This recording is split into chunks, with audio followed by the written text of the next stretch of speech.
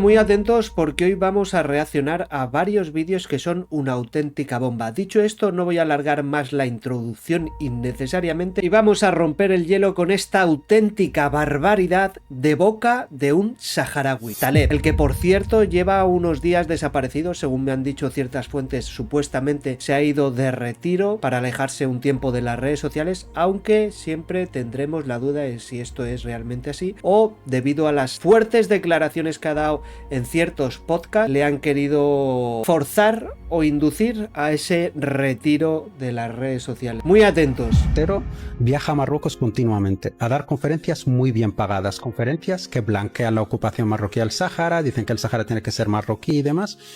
Y no sabemos a cuánto se pagan esas conferencias, a través de qué paraíso fiscal se pagan. Lo único que sabemos es que tiene una relación muy cercana y que hace un trabajo de lobismo casi para Marruecos.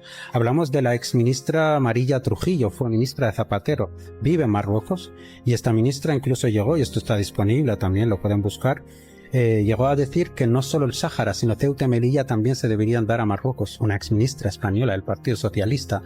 Es que es una barbaridad, macho. Es que no hay por dónde coger esta locura. Hablamos de José Bono, que hace poco se publicó en prensa que se compró no sé cuántos pisos. Pues justo antes de comprarse estos pisos había estado en el Sáhara ocupado con las autoridades marroquíes blanqueando la ocupación. Hablamos... Casualidades ninguna. Ministro de Justicia Zapatero, Aguilar, que ahora es eurodiputado socialista, uno de los mayores lobistas de Marruecos en el Parlamento Europeo. Hablamos de Pedro Sánchez, por supuesto, en el año 2002 le reconoce a Marruecos la soberanía sobre el Sáhara, por lo cual existe una relación personal entre el Partido Socialista y Marruecos. Y esto no solo atenta contra nosotros, los saharauis o nuestro derecho y demás, sino que es un atentado contra la propia soberanía del Estado español. Si hay un tema en España del cual se habla en voz baja o prácticamente ni se habla, es precisamente este, la cercanía casi devota de ciertos altos cargos del PSOE con Marruecos. Y no es casualidad, y menos aún diplomacia manual. Es una cadena de gestos y silencios que una y otra vez han favorecido a Rabat por encima de España. Y los nombres que se repiten, repito, los nombres que se repiten no son casualidad. Zapatero, José Bono y varios ministros de Exteriores. Todos ellos han mantenido una relación más que cordial, algunos diría casi sumisa, con Marruecos, lo cual resulta difícil de explicar desde la lógica de los intereses españoles. Zapatero es el ejemplo más evidente, sus viajes constantes, actos públicos en Marruecos y por supuesto la defensa abierta de su narrativa y una alineación tan clara que a muchos se preguntan qué motivos reales hay detrás de esa supuesta lealtad, aparte del dinero porque obviamente saca mucho rédito económico. José Bono tampoco se queda atrás, y es que su amistad política con el aparato marroquí siempre ha sido muy llamativa, por no decir bastante preocupante, especialmente cuando sus discursos suavizan lo que debería protegerse, la soberanía española. Y a esto se le suma el comportamiento de ministros del PSOE que han tomado decisiones incomprensibles, silencios ante asaltos masivos a Ceuta y Melilla, acuerdos migratorios opacos, el giro histórico del Sáhara sin consenso ni transparencia, y una política exterior blanda, por decirlo de alguna manera, que invita a Marruecos a seguir tensando la cuerda. Mientras tanto, Marruecos tiene clara su estrategia: influir en España y sacar ventaja siempre que pueda, y ciertos líderes del PSOE con su actitud dócil y sumisa parece que han hecho ese camino muchísimo más fácil. La soberanía no se negocia y la dignidad tampoco, y cualquier español que ame su país tiene la obligación moral de exigir claridad y de recordar que España no es moneda de cambio para nadie, y menos aún para los que quieren hacer de nuestra tierra la suya. Ahora muy atentos a lo que cuenta este hombre porque es una auténtica barbaridad, y yo la verdad de esto no tenía conocimiento, aunque no me sorprende lo más mínimo. Atentos. Marroquíes. Sí, claro. Están organizados, no tienen otra cosa que hacer. Y se ponen de óxido nitroso hasta las trancas. ¿Qué? Óxido nitroso. Ahora se meten eso, ¿sabes? Sí, es un gas, cogen un globo, se lo hinchan y van enchufándose el globo. Y eso se ve que los deja. Sí, Llegan a pero- los chavales y les pegan unas palizas, pero ya tengo un chaval con una botella clavada en la cabeza. ¡Qué barbaridad! Mi cuñada es enfermera en el CUAP, allí en Mataró, y me cuenta cosas. Y eso no sale, claro. No, claro. Y bueno, y Mossos, caporal de Mossos, que me dice, José, no te enteras de nada. No os Ya. enteráis de nada. Hoy no es mal O sea, día. Es que no se enteráis de... O sea, lo están tapando todo, tanto medios de comunicaciones como Verdad, gobierno, verdad. de tal manera que no os enteráis de nada. Ahí lo tenéis. Y como estos están entrando miles sino millones, porque ya advierten las autoridades y los entendidos que eso de que van a regularizar a 500.000 es una farsa, ya que se espera que sean más de 1.000.000 los regularizados, más todo lo que va a provocar el efecto llamada y la reagrupación familiar. Si un extranjero entra entra en tu país y te exige que aceptes y adoptes su cultura, no es un inmigrante, es un invasor. Muy atentos a la situación que se está viviendo en Manhattan. Los americanos, que tanto se reían de los europeos y hablaban tanto de la invasión que se está produciendo desde hace mucho tiempo aquí en Europa, empiezan a comerse con patatas el mismo problema.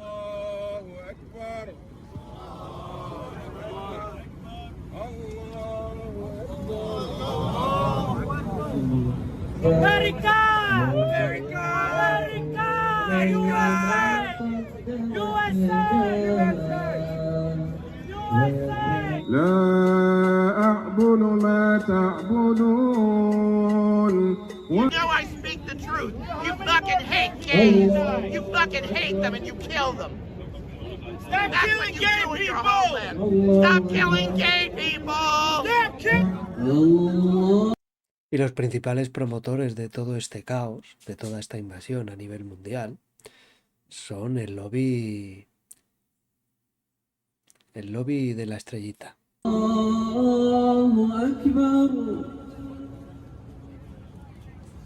Esto es una locura, tío. Esto es una locura. Os voy a confesar una cosa que todavía no lo he hecho público en redes sociales, porque estoy esperando que me pasen las pruebas de ello. Hay en institutos y colegios aquí en España que el profesorado dice a los alumnos, estamos hablando de chavales muy jóvenes, que por favor traten de evitar el beber y comer delante de los practicantes de la religión musulmana, porque como bien sabéis muchos están ahora mismo haciendo el Ramadán. Eso es algo aberrante. Muy atentos a lo que dice este marroquí del resto de sus compatriotas. Cada inmigrante que entra, España cobra como refugiado. Pero lo que no quiero es la chatarra que viene de Marruecos o del norte de África hacia Europa. Impulsada por Europa. Si Marruecos juega bien sus cartas y Europa acoge la chatarra que el norte de África no quiere porque estaría encarcelada, ¿de quién es problema? Porque recordamos que Marruecos no es el guardián de Europa. Hay mucha basura que se queda en Marruecos y que se la tiene que comer los marroquíes. Pero lo que tiene que hacer Europa es proteger su frontera con sus recursos, no pagar a otros países para que protejan. ¿Por qué no ponen al ejército y todo el rollo? Porque cuando un chatarra, como digo yo, viene de... Pero si Europa está cogiendo eso como creyendo que eso va a ser mano de obra barata y realmente es delincuencia, ahí está el problema. Así da gusto. Ojalá se pronunciasen todos como este chico. Ahora se habla mucho de cacerías raciales. Nosotros sufrimos esas cacerías raciales por parte de muchos marroquíes nacionalistas que simplemente por ser saharauis, pues eso, nos atacan, nos amenazan, nos insultan. ¿Cómo ves España dentro de 5 años con el tema de la inmigración? Hay que responder de una forma contundente a Marruecos y tiene que frenar ese flujo migratorio que llega de Marruecos. A mí me han llegado a acusar de que soy un ultraderechista, ¿no? Y yo siempre hago la misma broma, mírame la cara, me llamo Taleb Ali Salem, vengo del Sáhara. ¿Cómo te atreves a decir que yo soy fascista o nacionalista, no? Si se ha convertido a la política en un partido de fútbol. Si tú eres de los rojos, yo soy de los azules y tú vas a ser mi enemigo número 1 y los míos, aunque roben, aunque me escupan a la cara, son los mejores siempre, ¿no? Desde que gobernó Pedro Sánchez se nos ha vetado completamente de los medios de la izquierda, no se nos da voz. De hecho, yo he llegado a grabar cosas que luego me ha llamado el productor o el periodista a decirme, lamentablemente nos han dado el aviso de que esto no se tiene que emitir, ¿no? No sé si crees en conspiraciones. ¿Sabes lo que es el plan Kalergi? Sí. ¿Qué opinas de él? Se nos silencia de una forma intencionada, por órdenes directas del gobierno y de sus medios de comunicación, de que vamos a hablar mucho de Palestina, pero del tema saharaui no vamos a hablar porque no queremos molestar a Marruecos. Pasa bananeros, que pasa bananeras. ¡Grande, Juanico! En una ocasión muy, pero que muy especial. Hoy traemos a Taleb Ali Salem, defensor de los derechos del Sáhara. ¿Cómo estás? Muy bien, encantado de estar contigo. Muchas gracias por invitarme.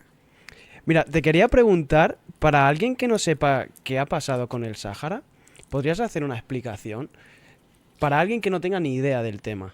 Sí, bueno, yo lo que siempre intento explicar, y partiendo de que estamos en España, de que llevo muchos años viviendo aquí y demás, y sabiendo también que generalmente nos dirigimos a un público joven, muchas veces yo digo, bueno, es que hablamos mucho de la cuestión saharaui y yo entiendo perfectamente que mucha gente, especialmente gente joven, diga, bueno, moros matándose en África a mí me importa muy bien, más bien poco, ¿no? Se podría entender, ¿no? Pero yo siempre intento... Qué grande este tío, ¿eh? Me gusta cómo habla. Se nota que es inteligente y coherente. explicar la cuestión de...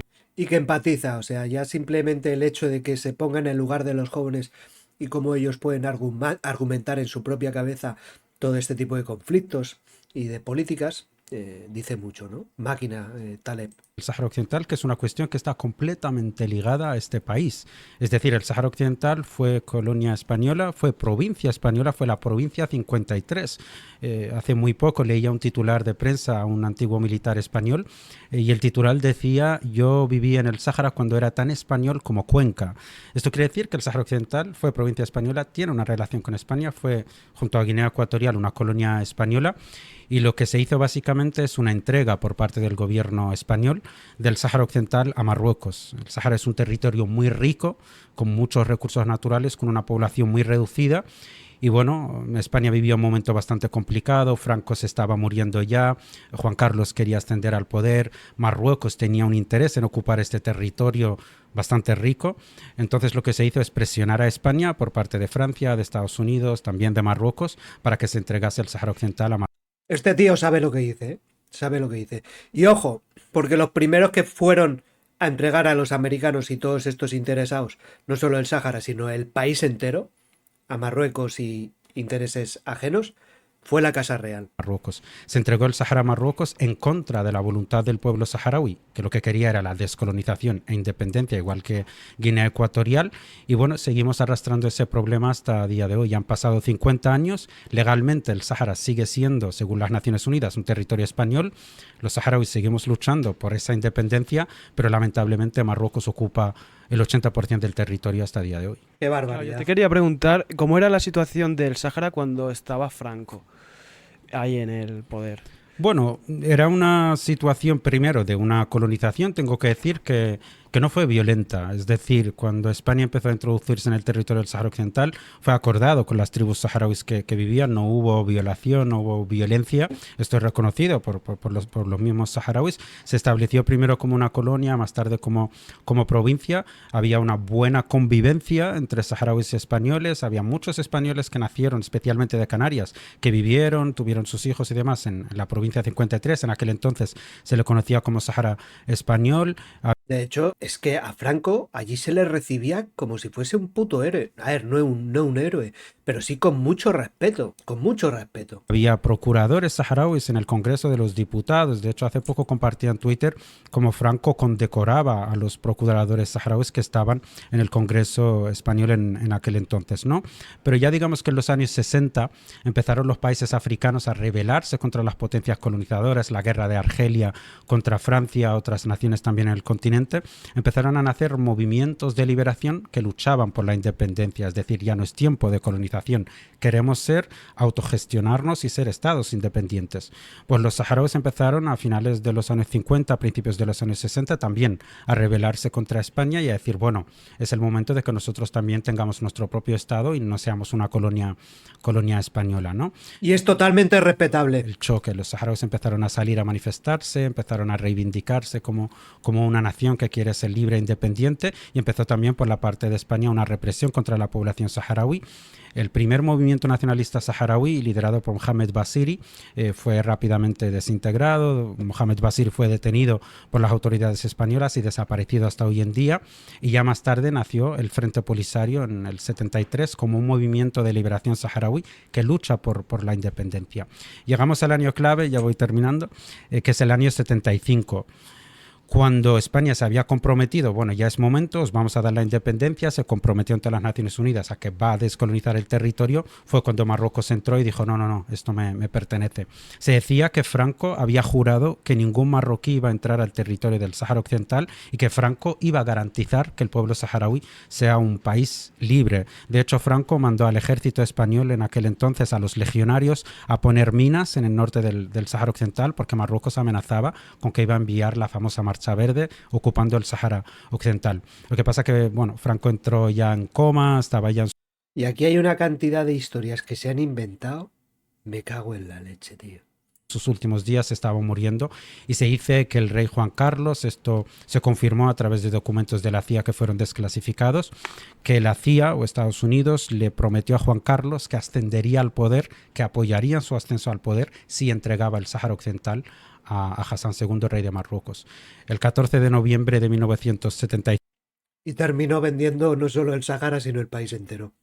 Porque aquí se la metieron doblada a nuestros padres y a nuestros abuelos con la implantación supuesta de la democracia absurda y falsa y patrañosa que se instauró por aquel entonces aquí en el país, haciendo creer a la gente que iba a obtener un poder enorme con un voto, con una papeleta, y al final lo que iban a perpetuar era la división que hubo en la guerra civil. Sí que es verdad que en vez de con armas, pues sería con el voto y con ese bipartidismo, y así hemos llegado a la situación en la que estamos a día de hoy. Es la desembocadura de todas estas artimañas y manipulaciones putrefactosas de estos malnacidos. Se firmó aquí en Madrid un acuerdo que se llama Acuerdo Tripartito de Madrid, donde España entregaba de la forma más vergonzosa el territorio del Sáhara Occidental a Marruecos y a Mauritania.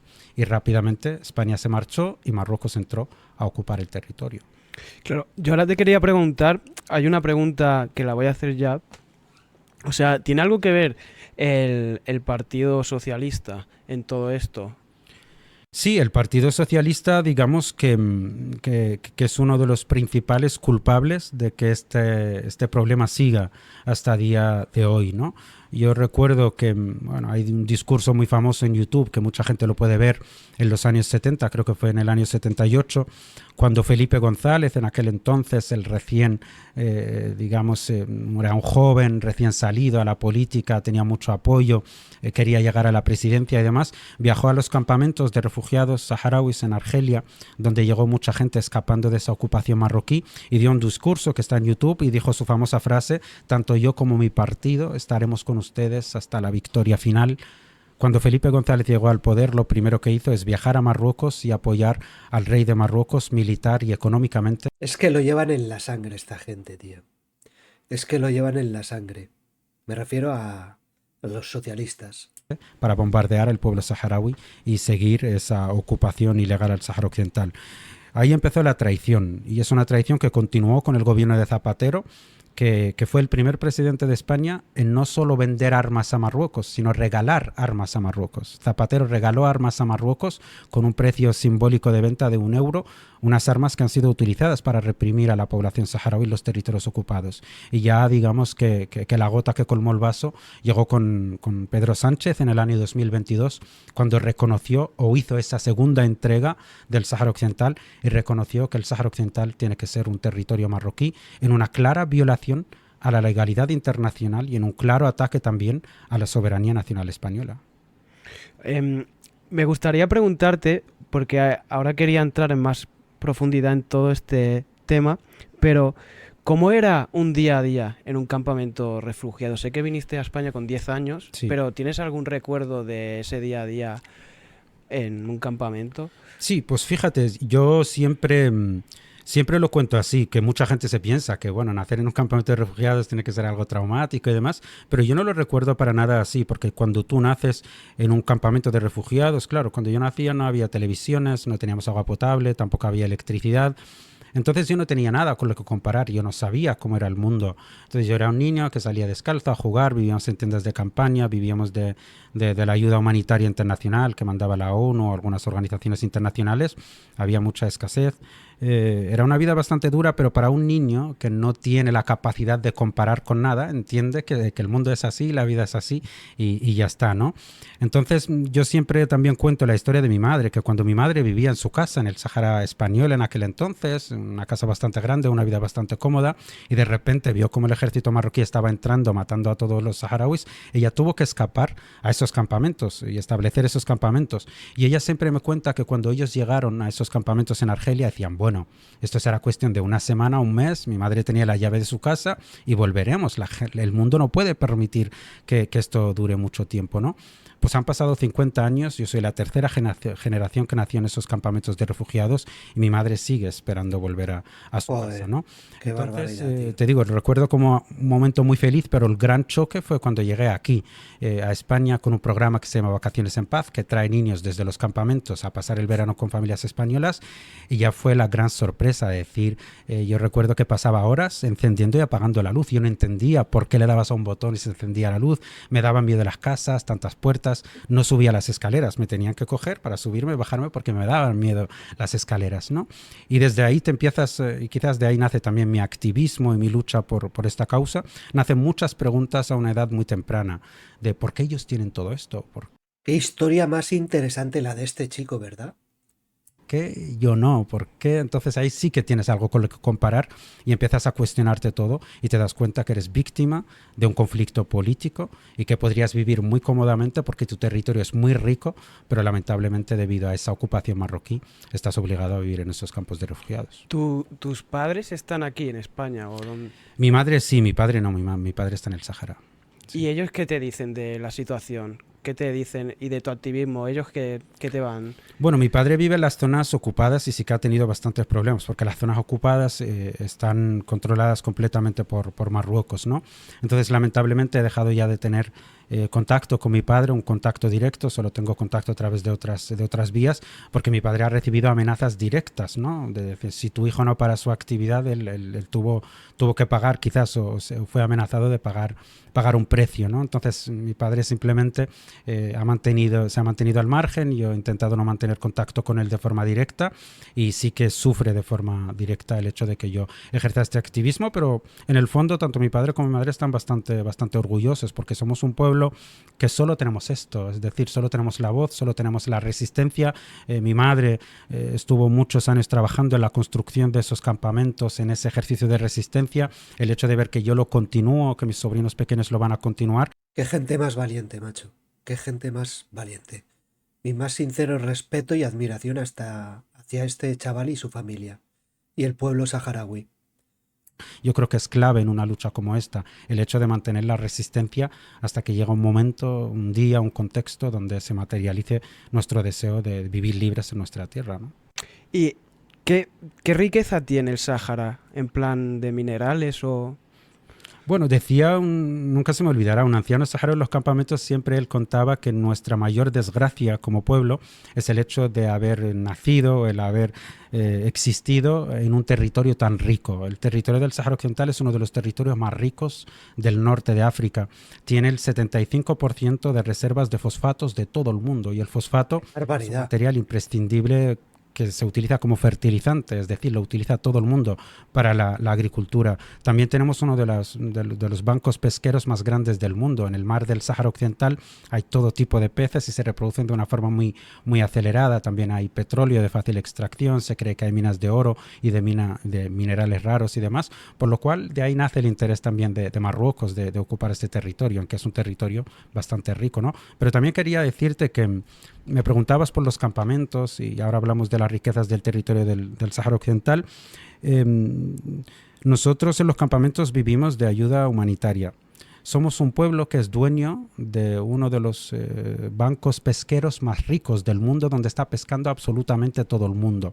Y sin embargo vivimos en campamentos de refugiados y recibimos ayudas, sardinas en lata de otro país. Muchas veces llegan caducadas incluso, entonces hay una paradoja bastante profunda, ¿no? El pueblo dueño del banco pesquero más grande del mundo recibe a través de la Cruz Roja. Lo vamos a dejar aquí porque quiero que os paséis por el canal de Juanico Banana, mi colega Juanico, y os veáis este pedazo de podcast que lo dejo en el link de la descripción y en comentarios porque es realmente interesante. Este es Taleb, el chico que os había dicho al principio del vídeo anda un tanto desaparecido. Esperemos que esté bien, esperemos que de verdad haya sido decisión suya propia, personal, el alejarse de las redes y ojalá tener algún día la suerte de compartir un rato, ya sea para sacarlo a las redes sociales o no, con este chico porque resulta súper interesante. Yo me voy a terminar de ver el podcast en privado porque considero que el trabajo que hace Juanico Banana es poco valorado actualmente, ya que le tienen censurado el canal o algo parecido, porque ya me diréis como algo tan nutritivo y bueno tiene tan pocas visitas. Así que por favor os pido que os acerquéis a su canal y le deis un buen like y un comentario a este contenido tan increíble. Os deseo una feliz noche de domingo. Gracias por estar aquí una vez más. Un besito, un abrazo y viva España.